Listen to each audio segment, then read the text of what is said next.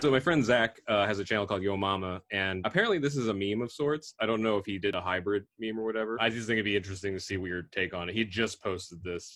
I'm pickled thick! Well, that is insane. That's nuts. I'm speechless.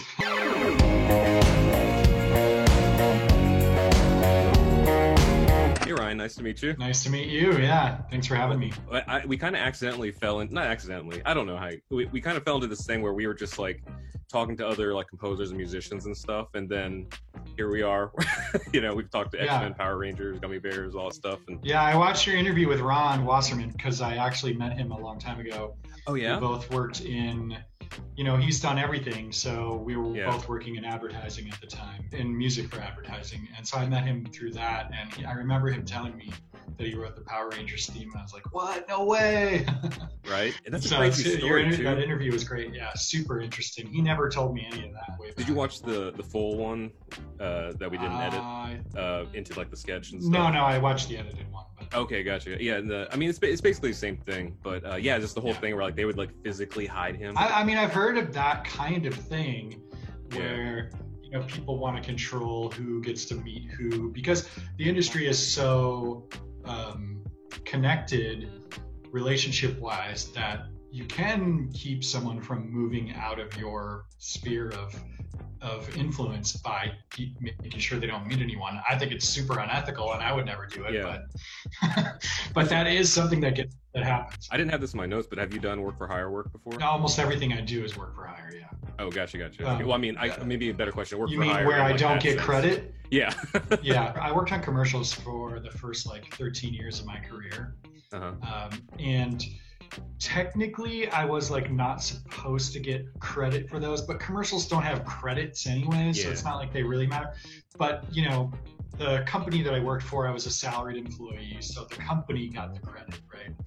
But my bosses there were super chill. They would allow me to meet the clients and develop friendships with them. They thought they would get more value out of clients becoming my friend and being loyal to me as a friend and a person than they would keeping me hidden and only trying to foster their own relationships. You know, my bosses were really smart. I think a rising tide floats all boats in that situation, and it worked well for all of us. So. Yeah, so I mean, my buddy and I, Vince, we've done 2 or 3 contracts now with YouTube and Google for the audio library. As much smack as people talk about YouTube, they've been great. They were like, we want everyone to acknowledge it's you, and you know all this. I'm sure it works for them too, because then it's not like some corporate entity making music. You know, they're like music by YouTubers for YouTubers. Yeah, YouTube is really good about empowering their talent in a way that a lot of other places are not. So yeah, I think it's pretty cool. And then on the flip side of that, there have been some projects, and I can't wait for these NDAs to run out, because someday I'm going to write a book, because, well, you know how the LA hustle is. I was going to say when we first moved here, but still now, every once in a while, I get asked to do like a replacement vocal for something. And then we sign this NDA, and it's like this awful song. And they're like, well, this is so that you don't, you know, associate yourself with this project. I'm like, no, this is so that you don't associate me with this project. Yeah, I've been fortunate enough to not have to work on anything too embarrassing, but there's a couple things in my IMDb that maybe I wish weren't on there, but yeah, I get you. I guess that's a good place to start. You've done a lot of things as well. Do you, I guess, introduce yourself, and also like, do you have like a traditional music background, or self-taught, or all that stuff? So yeah, I'm Ryan Elder. I'm the composer for Rick and Morty on Adult Swim, The Boss Baby Back in Business on Netflix, and various other projects and stuff. But yeah, I have a traditional education in music. I started writing and recording music when I was very young. I learned violin starting at age 5. So I've always been a musician in my family, all musicians. Most of my family is more talented than I am in terms of performing, at least.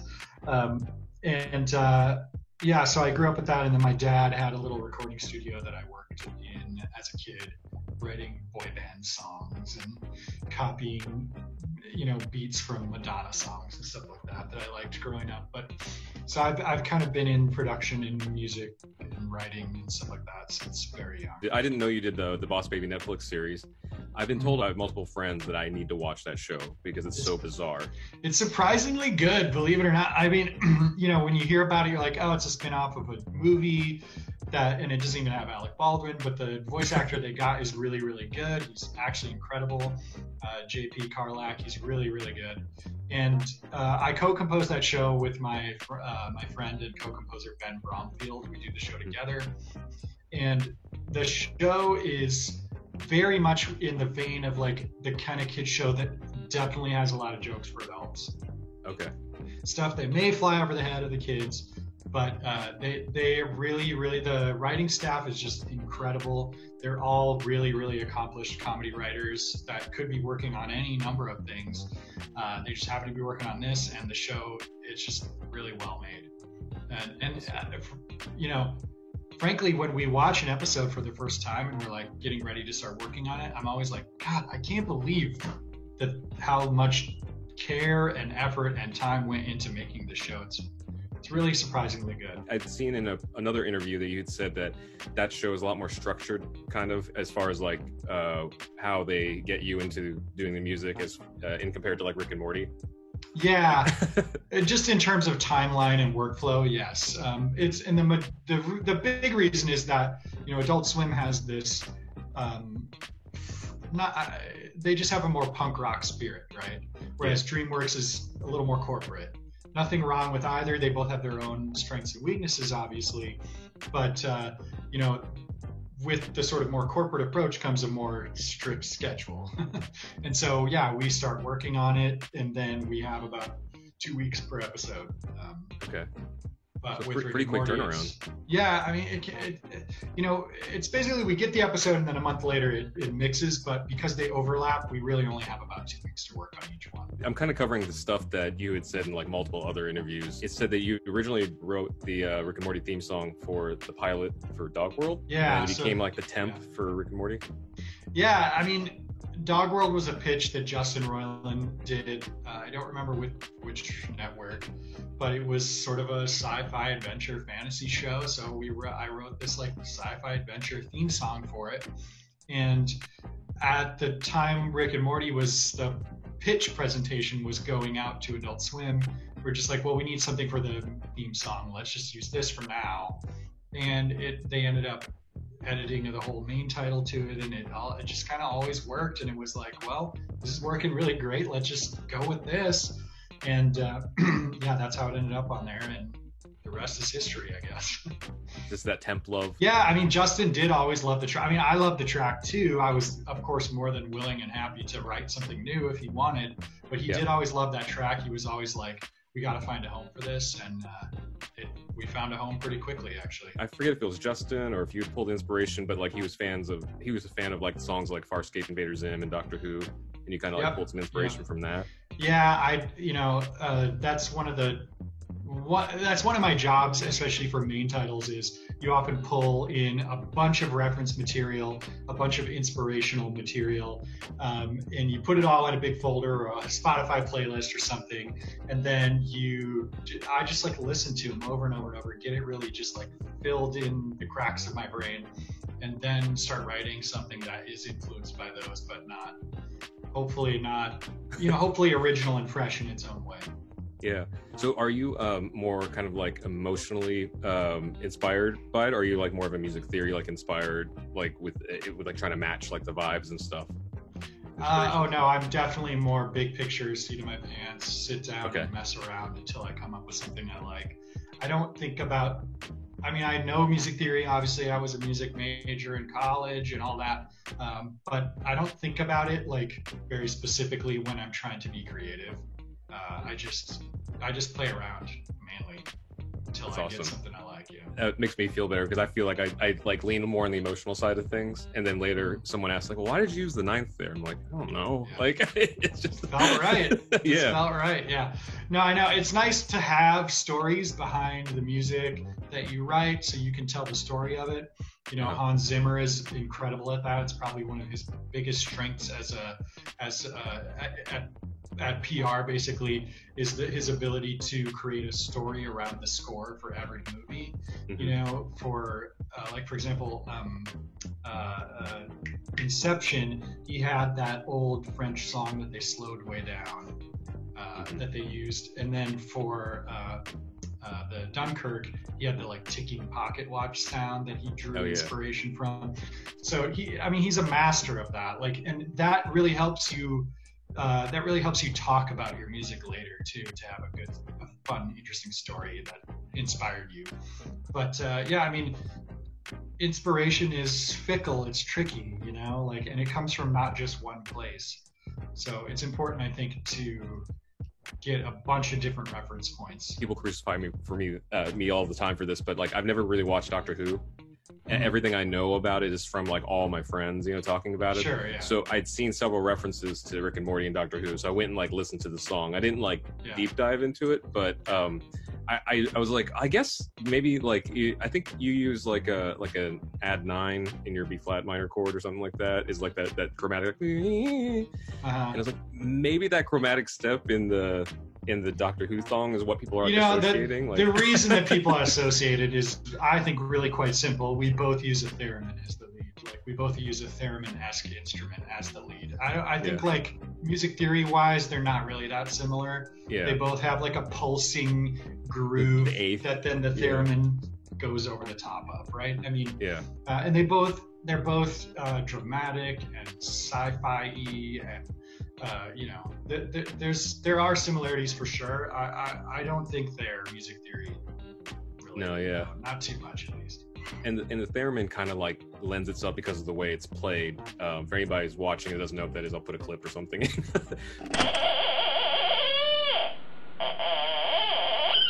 But it kind of lends itself to like a chromatic melody. Yeah, I mean, it has to move chromatically.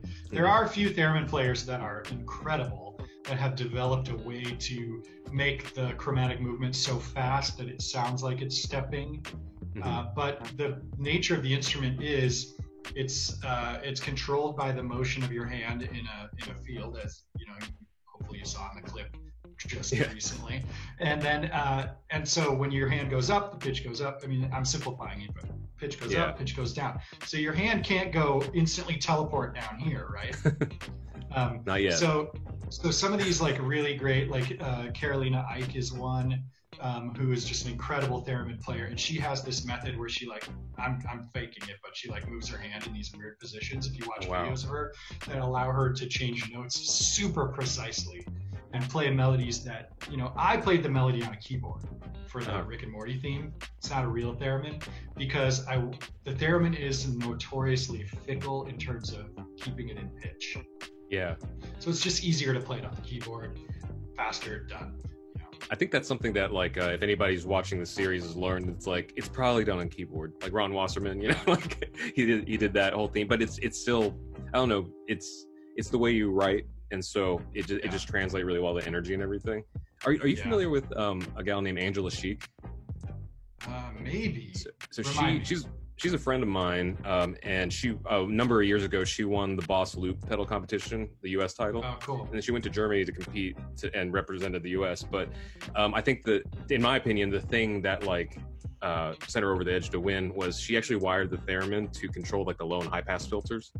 Oh, cool. And so when she did this thing, then all of a sudden, like, she wasn't touching anything, and all of a sudden, like everything like filtered. Yeah, that's amazing. Yeah, I mean, the theremin is an incredibly powerful instrument that you can use for all sorts of cool stuff. And there are people out there that play it really well and use it in really cool ways. So if you have aspiring sci-fi composers, get a theremin, or at least a really good plugin. Well, it's almost cliche a little bit, right? Like, it's kind of a trope to use theremin. Like, you know, a lot of the, I mean, I think of the Mars Attacks score, it uses theremin along with the traditional orchestra, and it's an incredible score. Danny Elfman, gosh, I feel like I'm getting it wrong. I'm second guessing myself, but I'm gonna look it up really quick. Yeah. Danny Elfman, I was right. Awesome. Thank God.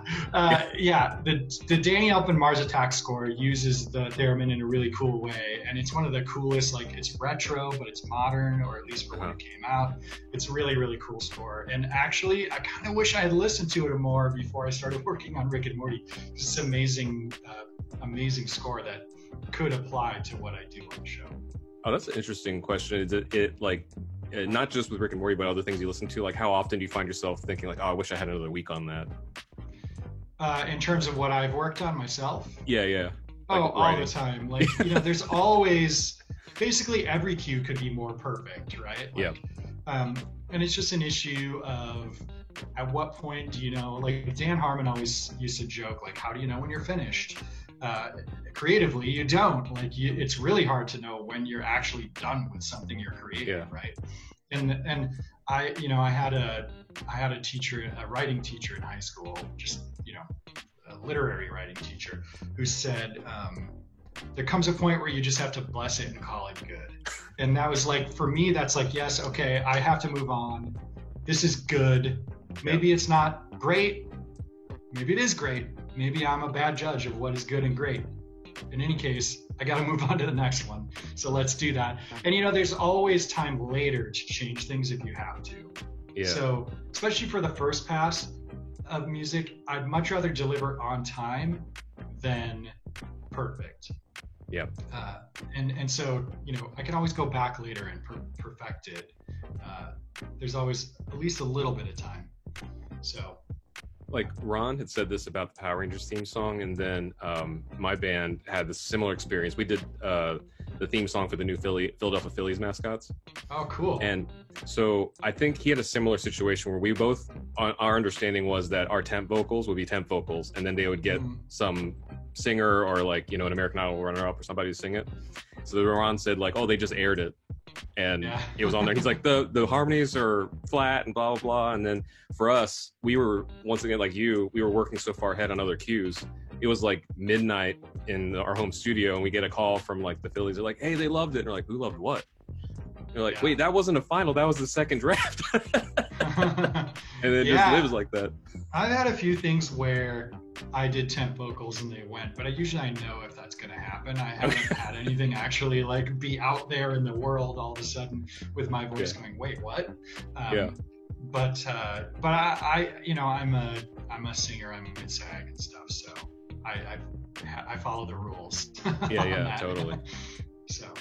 Speaking of the inspirations, have you seen the Rolling Stone interview with Billie Eilish, where she credits one of your songs as inspiration for Bad Guy? Well, Phineas did, yeah. A friend of mine sent that to me, and I watched it. It was unbelievably flattering. That's awesome. I love those two so much. Like, everything they do is just incredible, and just even if I was just like subconsciously involved in their success, it's like so freaking cool. Yeah, that was awesome. That's how you know you made it. Like, you're subconsciously involved in someone else's success. Yeah. That's a great kind of concept / like goal, Right. Yeah. It's cool to be an influence on someone, especially someone as cool and big as they are. And then you had mentioned before, I think I read somewhere, so correct me if I'm wrong, that Justin Roiland is also a musician of sorts, and so he's able to talk. He is, yeah. He was in bands and stuff in high school, and he sang, there's old, doesn't really hold up, unfortunately, but he did it. There was an old internet short he did called House of Cosby's. It's one of the first things he did that, like, I remember got seeing some that. Sort of, and the theme song is incredible in that, and it's his old band, and he's sort of singing it. And so he gets what it's like to be in a band and sort of like the punk rock nature of music. He can dial that in, and it's cool. Like, I know that when I write songs for Rick to sing, he's going to be able to sing them. Or if I write songs for, Dan, like, to sing Bird Person. We just did this musical thing in season 4 of Rick and Morty that's like Bird Person and Rick in a musical together. Yeah. And so I knew like they're both going to be able to nail it, right? Yeah. And so that's really cool to know. Both of the guys that are like the show creators can actually sing and are interested in doing it. It makes it really fun. We get to do a lot of songs because of it. Were you involved with those guys from was it Channel 101? Is that Yeah, that's where House of Cosby's started, was Channel 101. Okay. I went to Channel 101. The first time I went was actually House of Cosby's #1. Okay. It was January 2005. And I got involved with Channel 101 and became friends with everyone there and those guys, Justin and Dan. And I worked on a bunch of stuff with Justin and Dan. I worked on the very first, the inspiration for Rick and Morty, which is called The Real Animated Adventures of Doc and Marty, based on Back to the Future. I wrote some music for that with Justin. It was actually the first thing I worked on with Justin, which is kind of ironic and interesting. But yeah, so I had been friends and working with those guys on various things here and there for years. That's so cool because, I talked to I feel like, I don't know, like these groups of people specifically in LA, but any creative community kind of come in these like kind of groups. I hate to call them cliques, but like these little like groups of people and stuff. And we've, in our group, we've always said like, well, Beyonce's not going to reach down to us to grab a song, but in our group, there's another Beyonce, right? And stuff. And we, like you said, like a tide rises, like all ships and stuff. Yeah. And so it's encouraging to hear that something similar in your situation. Yeah. I mean, Dan had already had some success when I first met him. He had sold a pilot to Fox with his partner, Rob Schraub. It's called Heat, Vision, and Jack. It's on YouTube. Highly recommended. It's got, I haven't seen that. Ben Stiller was a producer on it, and it stars Jack Black. It's really, really good. But the network didn't pick it up. So as a result, they started Channel 101. Inspired by their experience working on Heat, Vision, and Jack, they were like, you know what? Screw the network. Let's make our own network. And so they started Channel 101, which is kind of like a DIY network. Which it's wild because I kind of, so like just super TLDR, like when I moved to LA, I knew YouTube. I could look up videos to how to fix my tire, but I didn't know there was this whole other culture in it. And then I kind of actually ended up becoming friends with all the YouTubers before discovering all the other stuff. So we got to be friends with Steve Gossett and Whitney Avalon and the Princess Rap Battle people and stuff. And then maybe it was like a year or two after knowing all those guys, randomly, IKEA Heights got suggested to me on YouTube. And I was like, what is this? And I click on it and I see like a bed in IKEA and then Randall Park's head pop up. And then I see Whitney Avalon's head pop up, like, and it just it sends you down a rabbit hole. And apparently I've heard your music from in that channel as well, then from a bunch of stuff. I mean, I worked on probably, I don't know, 50 different Channel 101 shorts over the years. Wow. And that's where I met Steve and Whitney and met Randall, although I didn't really know him that well. He kind of came in as I was a little bit going out. But it's an amazing community and really, really talented people go through there. If you're in LA, I mean, obviously COVID notwithstanding, but if you're in LA and you want to get into the film business, Channel 101 is an amazing resource. A lot of incredibly talented people go through there. And, almost everyone that I met and started making shows with back in 2005, 2006 are now working professionally in show business. So it's crazy to see like the early versions of talent on that channel. Yeah, it's amazing. I guess then, and kind of also an extension of that, in your opinion, I know there's always so I always have this criticism of people like never talking about the middle, right? They always talk about like, I left home, I was homeless, I got evicted, and then I won a Grammy. So you're very much doing a great job of talking about the middle, so thank you for that. Well, the middle is the fun part. That's where the actual work gets done, right? Like that's where you actually like develop the relationships and you develop the skills you need to get to that end. And I don't feel like I'm at the end yet, but I definitely have had some success thanks to Rick and Morty. But I feel like I still have, I don't think I've hit that I won a Grammy moment yet. Yeah. So there's always this like kind of like debate or like argument in the middle of people like do work for like not exposure necessarily, but do work for relationships and do work to get paid, and then both like based on your experience with like Channel 101 and anything else kind of related to that, because obviously like I mean assuming the Channel 101 stuff didn't pay, right? Like it was kind of like friends all working together. Nobody was getting paid, but it led to like some great success for you. Like how do you feel about people who are in the middle of things right now? Like where should that line kind of be of like where you're doing stuff with friends and then where you start asking for a paycheck? Yeah, it's tough because I had a paid gig when I was doing free stuff with friends, right? Like I had a job at a recording studio. We wrote music for commercials. I was a staff composer there during the day, and then at night I would make Channel 101 stuff. So I had the privilege of being able to support myself while I did the fun stuff and built the relationships and stuff that later allowed me to transition into working in TV instead of just commercials.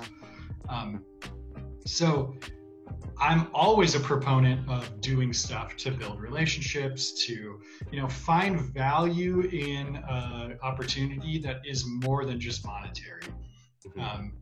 If you purely base your opportunities off of monetary options, then you are going to be miserable. You just are. Like, your opportunities need to be fun for you. They need to be inspiring. They need to be an educational experience. When I took the gig of writing the documentary about Harmon's podcast called Harmontown, I think it was in 2013, I had never done a feature. I'd never done a documentary. I'd done a bunch of commercials, and I was working on Rick and Morty at that point. But Dan asked me to do it, and I was like, of course I'm going to do it, right? Like, it was a low budget film and all that, but it was like a huge learning experience. So you have to, and the value I got out of that wasn't just the financial value. Like, there was the learning experience. There was the fact that I got to say yes to Dan Harmon. These are very valuable things that you got to think about the long game, and the long game is more important. It may seem like in the beginning, like, oh crap, I got to pay my bills, which is true. You do have to pay your bills. So, it's tough. You have to, the best thing you can do is just have a can-do attitude and just say yes to as much as possible and find those opportunities, And, it kind of sounds similar. There's a guy named Kook Harrell, the songwriter and producer. He wrote like Umbrella and Single Ladies and stuff. And I remember the first time I ever visited LA. Oh, I know Kook. Oh, do you know? I met Kook. Yeah, he used to be a session singer at where I worked on commercials at Emoto Music. Oh, we would awesome. hire him to do session vocals, and he was like a go-to guy, amazing singer. Oh, and then I remember hearing he wrote Umbrella, and I was like, "Holy shit, Kook!" Then that backs up his story. Then this is good because I've only heard it from him now, so I'm hearing from your side. He said at the time, because I think he said he went like 10 or 13 years or something with like no cuts, and if I'm not mistaken, I might be wrong. I have to Google this later. I think he's Tricky Stewart's nephew or something. So I don't know. Yeah. So they were like, well, he had all the connections and he just never had a cut, and but he had told everybody for their middle, he was like, don't be afraid to wash dishes, but just make sure that you're washing dishes to play guitar and not instead of playing guitar. Right. And it kind of sounds really like what you did. Yeah. Like, you had a day gig, but it didn't get in your way of doing stuff in the evening for the other shows. Yeah, and listen, my day gig was really good. It was an awesome job. I got to write music every day, and working on ads is very fun. Like, you work one day on a piece of music and then you move on to the next thing. It's really great. Yeah. And it's like a real good trial by fire as a composer. But yeah, I mean, I also knew that I wanted to keep developing my career, keep moving forward, keep moving into areas that were interesting to me. And television was one of those areas. So. Gotcha. That's awesome. And so something else you have in common with the great Ron Wasserman is you do most of your scoring in the box. People don't know what in the box means. It means mostly like in the computer with like virtual instruments and plugins and stuff. You like, I think I know the answer, but I wanted to hear from you, like, why you prefer that. Well, it's just faster. It's easier, faster. I would love, and it's also cheaper. I would love, that's probably ultimately the reason. Like, I'd love to get a full orchestra, let's get an 80-piece orchestra for every episode of Rick and Morty. Let's, make it awesome. But, there isn't budget for that. And frankly, the time is an issue because I'm often changing the music at the very last minute of the show, and that would be pretty difficult to do. So it's a trade-off, right? Like, you get the flexibility of getting to change things at the last minute, you get the flexibility of not having to spend a ton of money on an orchestra and stuff like that, but you lose that amazing live orchestra sound. And you can hear it. If you watch, like, all of Seth MacFarlane's shows are live orchestra. That's one thing that he fights for. But he's on a network. Networks have bigger budgets than cable. And he's also a massive star who's proven that he can sell shows and make them big hits. So he kind of gets what he wants in that area. Yeah. And you can hear it though. The music on his shows is always just unbelievable. It sounds so good. But you recently had an opportunity, right, to conduct the orchestra for? Not conduct. Okay. But we had a live orchestra for the Adult Swim Festival in 2018, October 2018. And we had a 37-piece orchestra playing the music for an episode, plus a bunch of songs from the show live. Outdoor festival. It was kind of awesome, making 5,000 Adult Swim fans watch an orchestra concert. And I didn't conduct. My friend Jason Martin Castillo conducted. He's an amazing conductor and composer as well. But I didn't know how to conduct yet, and I still mostly don't. So it's tough. I mean, in school when I was studying music, we had to do like a requisite like beginning conducting class, and I'm like, I don't want to. It's not even just the motion of it. There's I mean, I don't know how inside baseball you want to get. I took a conducting workshop last year with BMI that was amazing, and I got to conduct real orchestras, and I did like the Star Trek theme and stuff, and it was really fun. But the toughest part about conducting is not memorizing the pattern and how to do it right. You know, that's pretty easy. The toughest part is learning to lead the orchestra, because what happens is you have to be ahead of them. You always have to be slightly ahead of them, which is really a mind fuck. I don't know if I can swear, but it's total mind. Go for it. And so like you have to be ahead of them. Otherwise, if you start slowing down to match them, they'll slow down further. And further, and it just becomes this downward spiral of tempo loss, and now all of a sudden you're like 50 BPM slower than you want to be. And so you have to get it in your head that you're always way ahead of them. Almost at some tempos you're like a full beat ahead of them. Yes, it's almost like there's an element of like it's almost not musical on some cognitive point. Yeah, where you have to be a little bit ahead. Yeah, I mean, it's definitely musical, but like you have to just really, it's sort of like when you sight read. You want to be sight reading a few measures ahead. This is more like a beat or whatever, or a certain amount of time ahead. And you know, good conductors are able to control how much ahead they are to get the right performance out of the orchestra. And it's also how you speed them up. You need to go faster than they are currently going to speed them up. So it's totally a tricky, really, really difficult thing to do. The good conductors blow my mind. I had a college professor that conducted. He's a choral conductor, and he has Handel's Messiah entirely memorized, every part. Yeah. Oh, you got good conductors memorize everything. Yeah, and he's also conducted it for like 30 years or something. But I remember being in the rehearsals, and everything sounded fine. He would stop me like, hang on, 2 altos. That. And we're like, what? Does he have perfect pitch?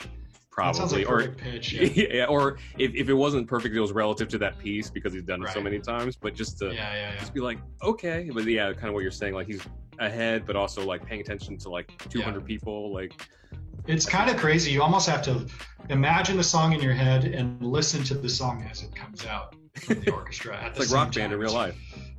Kind of.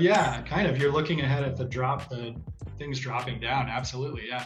You know, if you watch videos of Leonard Bernstein conducting, he'll like hit a note and then the orchestra. It's like so delayed, you can't even believe it. Oh, wow. It's like you're like, is the video off? Yeah. But it can't be because it's visual. It's pretty amazing. So how did that feel then to like finally hear like the live performance? Oh, it's incredible, man. It was so crazy because there was so much going on. You know, I was also going to play guitar and sing background vocals and play keyboards in a couple of songs. And I was also sort of emceeing or pseudo emceeing. I introduced the show and then the MC came out and then I came out at the end. So there was a lot for me to remember and do. So I didn't get to super enjoy it, but during sound check, when I'm out I got to stand out in the audience area in the sound booth, and that's when I can really hear what it sounds like. When you're on stage, you kind of just hear the timpani and the horns because they're so much louder than the strings. Yeah. But when you're out in the audience and you get to hear what it really sounds, it's just like, wow, this is incredible. Yeah, it was pretty exciting. He's like, hey, Mom, I made it. It's addictive. Like I'm like, I want to hear my music like this all the time. It's a good like goal to reach for future pieces of work and stuff. Yeah. But the exception to scoring in the box was Goodbye Moonman. Yeah, I mean, there's a little bit in the box on that. Yeah. Like, there's like a mellotron part that I played on my keyboard, but yeah, I played the guitar. I played the bass live. I worked with the drummer Joe Pusateri in LA, incredible session drummer, and yeah, we did a session for that. And I also did a session for the Bird Person musical nice. in season 4. And that was with a full band, and also I worked with 2 lyricists, Jess McKenna and Zach Reno. If you know them, they have an improv musical podcast called Off Book. Okay, cool. They're really, really funny. So I was like, I really want to work with these 2 people, so let's do it. And we sort of wrote the song together. Oh, that's great. And then I had read that you got Jermaine in to record, but you had to do it remotely, and you had like 20 minutes or something to do it. Yeah, it was crazy. So yeah, we got in for the session with Jermaine. It was via ISDN line, which is like a low latency, high quality audio. But we could hear him over the ISDN, but we were talking to him on the phone to give him notes, right? And he had to record all his lines for his character. And we had 1 hour total. So he had to do his lines for his character. And I didn't know this, but about 40 minutes of doing his lines, I'm sitting there waiting for my turn, and they go, okay, Elder, it's your turn. Let's get these vocals. Oh, and by the way, he's out in 20 minutes. I was like, oh boy, okay, let's do this. But luckily, Jermaine is an incredibly talented performer, and most of what you hear on that song is his first take. Yeah. In the interest of time, I used my background vocals instead of having him record background vocals, just to make things go faster and smoother. So you can hear me in there as well. But like, he is just incredible and just nailed it and got it. You know, like he understood what we were going for, which was so great. That's kind of a cool question from me. Is so in my kind of group of like acquaintances, friends, and colleagues. I hear a lot from people that are still trying to make it a certain levels. They're like, well, I could do this if only fill in the blank. And they're like, if I was on a real show, I would have the time and the budget and blah, blah, blah and stuff. But I mean, whenever we talk to, writers and composers and stuff, it often seems like, oh, I had to get it in a day or like in 20 minutes or something like that. Like, what would you have to say to people who said like, well, I could do it if I had all day or I've had all week or something, but you had... Yeah, I mean, I would say learn to do it where you don't need all day. Like, practice and get better and faster. Like, speed is super, super important. My co-composer on Boss Baby is one of the fastest composers I know. Like, he can write 5 minutes of really complicated score in 1 day. And part of that is his system that he has set up. He has good templates. He has everything locked in and dialed in. And part of it is just that he has a really good understanding. And he's a keyboard player. He's a piano player. So he's much faster on the piano, which is what we use to write. For me, it's like maybe I could do 3 minutes in a day if I'm really push it, depending on the style or whatever. But it's just different for every composer. But 3 minutes in a day is fast for someone who is just getting started out. Yeah. There was this Spitfire audio competition with the scene from Westworld that was going around the composer world recently. Okay. And it was like a competition. You scored this big 4.5 minute scene. I think they gave you like a month and a half to submit. Okay. And then they announced winners, blah, blah, blah. That was interesting, but it was like a 4.5 minute scene. And I was like, I knew people who were like, yeah, I worked on my Spitfire thing. I spent all month on it. And I was like, man, Ramin probably had to do that scene in a day. Yeah. And it's just like, you gotta be fast. Speed is super important in our business. Absolutely. Yeah. It's a good note from a living legend. So I don't know if you see yourself this way, but at least for me and people who are fans of the show and stuff, it's just like, so I don't know, so the Rick and Morty theme is like one of the few themes that like I don't skip past. Oh, that's nice of you to say. It's just always. I give you permission to skip it. Okay. I mean, I skip all sorts of themes. Yeah, I mean, it's kind of like the X-Men theme song. It's that perfect, like, it gets you in the mood for everything that's happening. You have the right amount of like tension and like, I don't know, but it's also you packed a lot into like kind of like a simple delivery. Yeah. Well, thank you for saying that. That's what you want from a main title. You want it to be impactful. You want it to grab you. You want it to be memorable. It's hard to nail that. The couple main titles I've gotten in my life, usually they're very competitive. You have to compete against a bunch of other composers to be selected out of a whole field of composers. Like I did the theme song for Wizards of Waverly Place on Disney, and that show I probably competed against at least 10 other composers. and happened to do one that worked really well for them, and they liked it. So the main title on Rick and Morty, I didn't have to compete, which is very, very lucky. Very lucky. Like, most shows, if you notice, if you look and you study this, most shows don't have the same composer for the main title as they do for the show. Yeah, Ron had mentioned something about that. Yeah, it's pretty rare. Some shows do, and that's usually shows where the composer has a good relationship with the showrunner, and the showrunner's like, no, they'll get it. We'll get it. We don't need to hear a bunch of options. But other shows like, Boss Baby, there's a different composer that did the theme song. Ben and I submitted actually 3 options for them, and they didn't make the cut because the one they picked is amazing. We couldn't beat it. So they know what they want.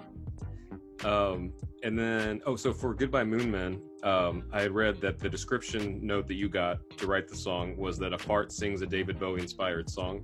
Yeah, that's right. And then I had seen in some previous interviews that you get pretty interesting song descriptions in the notes, like African Dream Pop, Snake Jazz. Yeah. Like, how do you go from point A to B with that?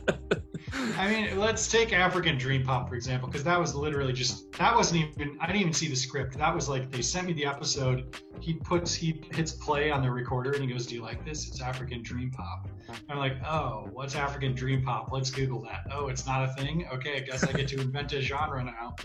And so at that point, I was just like, okay, I know what dream pop is. I know what African music sounds like. I'm just gonna like pull elements from each and try to make it something that's interesting and sounds cool and sounds like maybe a real song that someone would listen to. And so I pulled in some samples of African percussion, and actually the vocalist on that is a sample of actually a Native American vocal that I pitched and moved around to match the melody I was going for. And then I synths and dream poppy stuff to give it a groove and a beat and stuff too. Because you're a fan of world music. Yeah, I haven't had a lot of listening to it lately, but especially West African music. My wife was in the Peace Corps in West Africa, and when she came back, she had all this amazing music that she was like way into and got me way into it. So, yeah. It's kind of like Lindsay Lohan and Mean Girls. I haven't seen Mean Girls in a long time. She comes to she's been like, I forget what region of Africa, but she moves to the States after that, and her friends are like, "What's your favorite band?" She's like, "Lady Smith, Black Mambazo." Like, okay. Yeah, that's funny. Yeah, pretty much that was me. Yeah. That's very cool. Yeah, I remember Michael. I can't remember his last. Silvershire for Gummy Bears. It said like, you often get very little notes of like what to do and stuff, and he was like, most people can't conceive it at the time because you see the show and you're like, oh, this is obvious. X-Men, Gummy Bears, like they all fit perfectly. But when like someone like you who's composing, the show doesn't exist. There's no pictures most of the time and stuff. You're just like. There's like 3 or 4 words.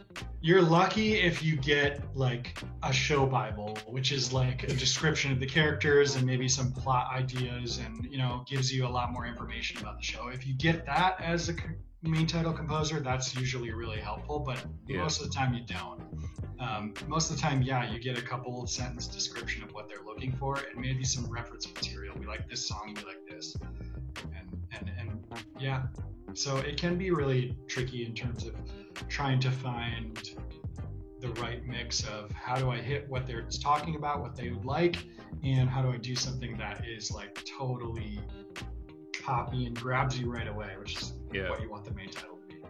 I think Patty Silvershire had said that they had gone through I don't know how many drafts of the Gummy Bears theme song, and then she like fought her way into the boardroom to whoever's making decisions, like, what do you want? Because she's been getting all these vague notes, and the guy was just kind of nonchalantly like, I don't know, make it sound like Robin Hood, and that's why we have the song we have now, and that was the key word for him. He's like, okay, I can do this. Oh yeah, I mean, you never know what's going to be the key of inspiration for something like that. That's really interesting.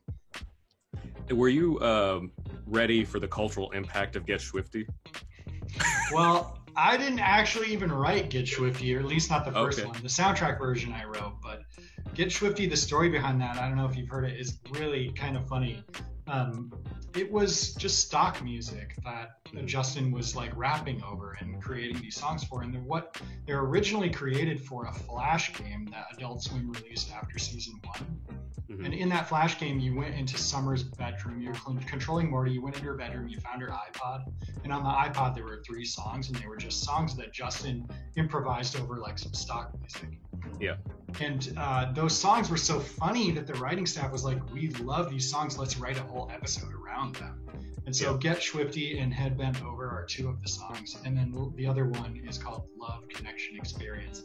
And that one appears in a later episode of the show where they hear listening to it in Rick's car. But in any case, the stock music was so funny and worked so well. It was like so perfectly like stock music-y, you know, for lack of a better term. It was like funny that it wasn't great, like a super amazing beat or whatever. And so it was like, let's stick with it. I'm a big fan of sticking with what works. I'm not going to insert myself into stuff that, you know, when something's working, I'm not going to be like, I can do better. So we went with that. I wish that I had inserted myself on that, because the stock music eventually became difficult to continue to keep the rights for various for the soundtrack and stuff like that. So that's why in the soundtrack there's an alternate universe version of Get Swifty and Head Bent Over. The C-131 version. Yeah, exactly. Yeah. I saw that. Yeah. Well, that's epic as well, though. Like, cool. Okay, so I have a few questions. I asked Twitter and Facebook if they had any questions for you. My friend Andy Loud, who has a channel called Chocolate Ghost House. I don't know, you may or may not have seen the video, but his dent in the internet was you remember that song from Animaniacs where they sang all the countries in the world? Yes. So it was wrong apparently, and he corrected it and re-performed it. Good for him. So that's a fun one to look at. So he asks, is it true that you just did drugs and listened to a bunch of other sci-fi themes when you wrote this song? Everything but the drugs part. Unless you count coffee. There you go. Yeah. And then, Mark Gray asks, I guess we already kind of talked about this, is like, what makes the Doctor Who theme a Doctor Who theme? But I guess we both kind of said like theremin. Well, I mean, what makes the Doctor Who theme the Doctor Who theme? That's like a next level philosophical question. Right. But yeah, I mean, it's partly the theremin, the melody, everything about it. It's just it's iconic, you know. So, are you familiar with the YouTuber Granny Potty Mouth? I don't think so. So she had a viral video a few years ago called Tofuckin, where it was like a vegetarian turducken made of tofu. I'll send it to you. But she asked, and I'm not even sure if she's seen the show. She's seen all of us freak out about it whenever a new season drops randomly.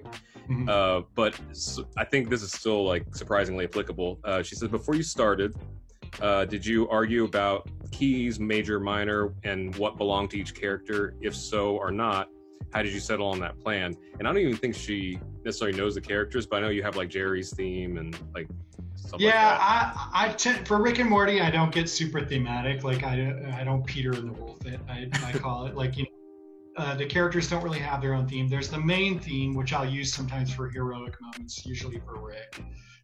But generally speaking, there is no like Morty's music. Jerry has a piece of music that is associated with him, but it doesn't come back. If anything, human music is more associated with Jerry than Jerry's music is. As far as major and minor, like that is entirely based on the story I'm trying to tell. Like there was just no way I was going to do the theme song in a major key. Just simply not. It wasn't going to happen. It needs the mystery, the drama, all of the things that you can get in a minor key much easier than trying to get it in a major key. And then, you know, most of what I write for the show is in a minor key. If the emotional moments will be in a major key sometimes, but majority of stuff is in a minor key. Very cool. And then the last question is from subscriber Cal Harrington, and he's just kind of asked in general, is like, what does it feel like to be able to compose music? I don't know, man. It feels like my life. I don't know. Listen, I know I'm very lucky as a composer and as a musician to be able to work professionally in music, and on top of that, incredibly lucky, like lottery-winning lucky, to get to work on a show as impactful and fun and cool and interesting as Rick and Morty. So, you know, what does it feel like? It feels lucky as hell. I'll say to that, yeah. It's kind of like even at any level of success in the arts and stuff, it does kind of feel a little bit of the imposter syndrome, right? Where it's just like, oh, totally. How did this happen? No, I absolutely have imposter syndrome, 100%. I'll credit luck all day, and you know, part of that's my humble Minnesota upbringing or whatever. Yeah. But like, you know, did I work hard? Of course. But lots of people work really, really hard and don't get hit shows. You know, I was at the right place at the right time. I made the relationships I needed to make. I maintained those relationships. I delivered my music on time and in tune at every possible opportunity.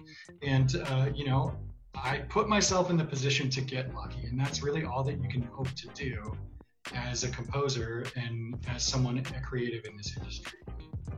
I think that's something that people like to take too much of extremes on. You know, like some people are just like, oh, it's all about who you know, but they don't have any skill or whatsoever, or taking any time to build it. And some people are just grinding, but aren't building anything to be lucky. And so it's just like you said, you know, you put yourself in a position to be lucky and just hope the universe meets you halfway. You got to diversify your bonds. You can't just commit into one area, or then your entire success relies on this one area. Yeah. You know what I mean? Like, you need to work in all sorts of areas. When I was doing stuff with Channel 101, I was also making shows with Channel 101, writing the shows and helping direct and acting. And I was trying all sorts of stuff at the time, and it was fun. And like, you know, did it go anywhere? No. Was it ever going to go anywhere? Probably not. But like, it was fun and exciting, and who knows, it maybe could have gone somewhere. Yeah, but I mean, technically, it kind of did it. You know, it paved the way for the things that went other places. Right. Yeah, that's true. I didn't know that the Rick and Marty thing was the first thing you worked on. Doc and Marty, Doc and Marty, sorry. With Justin, yeah. Yeah, because well, anybody who's going to watch it, wherever you find it, don't watch it in mixed company, I guess. Definitely watch it alone and be prepared to turn it off and walk away if you need to. Or with people that will forgive you for watching it with them, I guess. Yeah. It's edgy, let's put it that way. Yeah. I love it. I think it's hilarious, but it's my style of humor, so it's not for everyone. Very cool. Well, I guess before we go, I was going to show you a couple things if the screen share works, if you don't mind. Absolutely. A college buddy of mine, Jaron Davis, does a cappella covers. And cool. We were doing a collab where we did a song. It's stupid. You shouldn't look it up. We did a song about where the hell is the Rick and Morty season 3, you know? And then on his channel, I was really pushing for, it's like, oh, you should do an acapella of the Rick and Morty theme song. And he was like, really, to me, the best song on that show is Goodbye Moon Man. Well, it's certainly the best for acapella. I was in my college acapella group, and I arranged for them. And if they made me arrange the theme song for Rick and Morty, I'd be like, boring. We do Goodbye Moon Man instead. So this is Jaron doing Goodbye Moon Man, and me and my buddy Vince are in it, but we're literally just in the background, kind of stoned. So, but Jaron did all the singing and stuff. Awesome, let's hear it.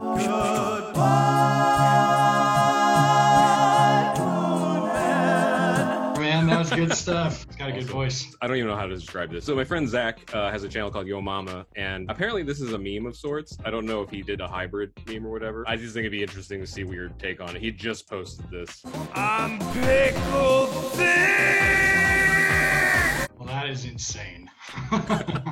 That's nuts. I'm speechless. So, thanks again so much for thanks entertaining all this ridiculousness. I'm not even sure where all this is going. This is the first time I'm doing one of these videos solo. Was there anything you wanted to like plug or shout out? Anything you're working on? Or no, not currently. I got some stuff that's in the works, but nothing that is coming out imminently. But just because of the way that it is, I mean, hopefully, season 5 will be not too long, but who knows? I don't even know.